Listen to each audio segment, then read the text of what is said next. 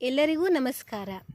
ಈ ದಿನ ಇಲಿಗಳು ತಕತೈ ತಕತೈ ಅಂತ ಯಾಕೆ ನೃತ್ಯ ಮಾಡ್ತಾ ಇದ್ದಾವೆ ಅಂತ ತಿಳ್ಕೊಳ್ಳೋಣವಾ? ಇಂದಿನ ಕಥೆಯ ಹೆಸರು ಇಲಿಗಳ ತಕತೈ. ಒಂದಾನೊಂದು ಊರಿನಲ್ಲಿ ಒಬ್ಬ ಅರಸನು ಇದ್ದನು. ಆ ಅರಸನಿಗೆ ಹೆಂಡತಿ ಇದ್ದಳು. ಅರಸನ ಹೆಂಡತಿಗೆ ಅರಸಿ ಎನ್ನುತ್ತಾರೆ. ಅವರಿಗೆ ಒಬ್ಬ ಮಗಳು ಇದ್ದಳು. ಅರಸು ಮಗಳು ಅರಮನೆಯಲ್ಲಿ ಸುಖವಾಗಿ ಇದ್ದಳು. ಆ ಅರಮನೆಯಲ್ಲಿ 2 ಇಲಿಗಳು ಇದ್ದವು. ಇಲಿಗಳಲ್ಲಿ ಒಂದು ಗಂಡು ಒಂದು ಹೆಣ್ಣು. ಆ ಇಲಿಗಳು ತಮ್ಮ ಬಿಲದಿಂದ ಹೊರಗೆ ಬಂದು ರಾತ್ರಿಯಲ್ಲಿ ಚೀರುತ್ತಿದ್ದವು. ಇಲಿಗಳ ಚಿಲಿಪಿಲಿಯಿಂದ ಅರಸನ ನಿದ್ದೆಗೆ ಅಡ್ಡಿಯಾಗುತ್ತಿತ್ತು. ಒಂದು ದಿನ ಅರಸನು ತನ್ನ ಆಳನ್ನು ಕರೆದು ಎಲ್ಲ ಈ ಇಲಿಗಳನ್ನು ಹಿಡಿಯಬೇಕು ಎಂದು ಅಪ್ಪಣೆ ಕೊಟ್ಟನು.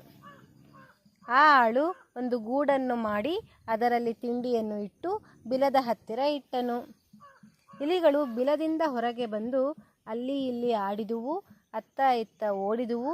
ಕಡೆಗೆ ತಿಂಡಿಯ ವಾಸನೆ ಹಿಡಿದು ಗೂಡಿನ ಹತ್ತಿರ ಬಂದವು.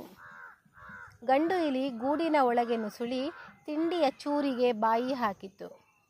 ಅಷ್ಟರಲ್ಲಿ ಗೂಡಿನ ಬಾಗಿಲು ಡಬ್ ಎಂದು ಮುಚ್ಚಿತು. ಗಂಡು ಇಲಿ ಗೂಡಿನಲ್ಲಿ ಸಿಕ್ಕಿಬಿತ್ತು.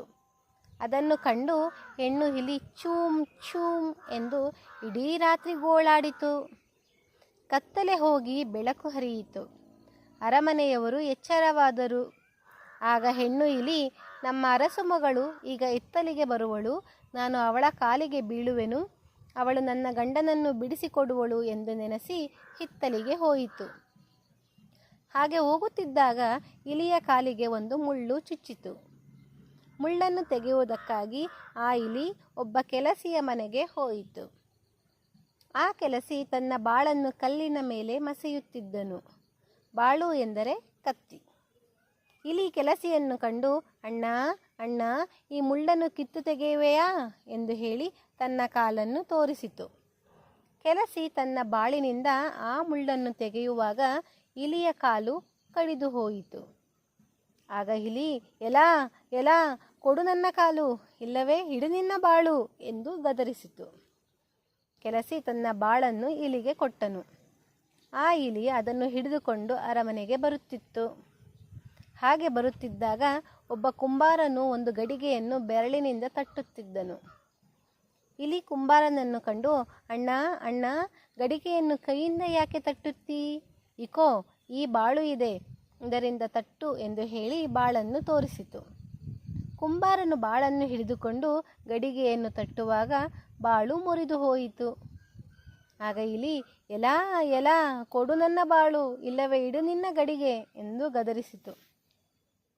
ಕುಂಬಾರನು ತನ್ನ ಗಡಿಗೆಯನ್ನು ಇಲಿಗೆ ಕೊಟ್ಟನು.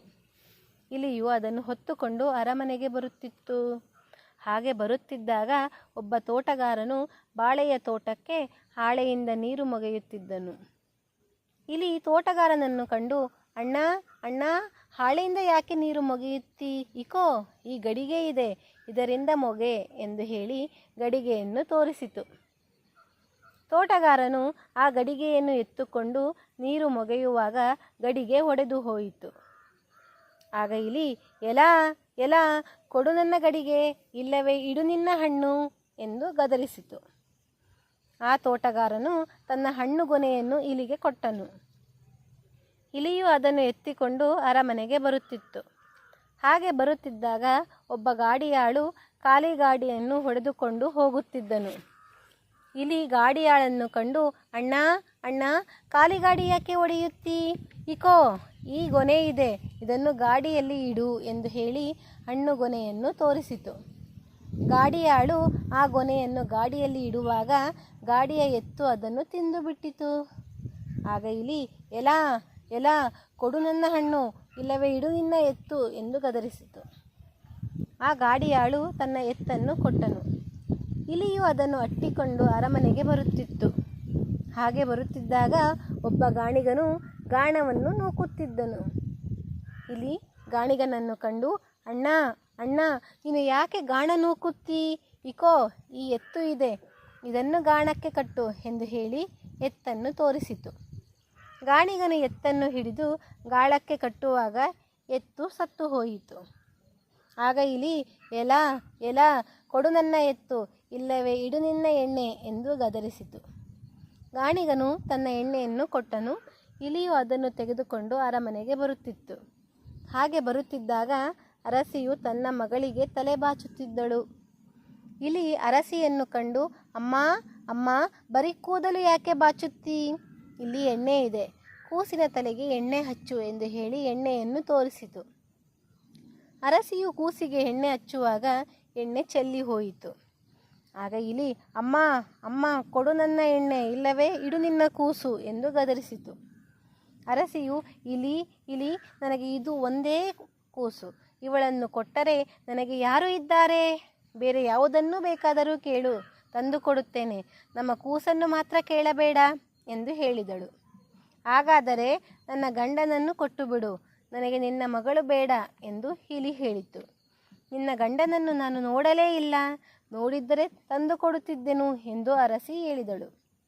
ಓ, ಅಲ್ಲಿ ನೋಡು, ಆ ಗೂಡಿನಲ್ಲಿ ನನ್ನ ಗಂಡನೂ ಇದ್ದಾನೆ, ಒಂದು ಸಲ ಬಾಗಿಲು ತೆರೆದು ಬಿಡು ಎಂದು ಹೇಳಿ ಇಲಿ ಗೂಡಿನ ಒಳಗೆ ಓಡಿತು.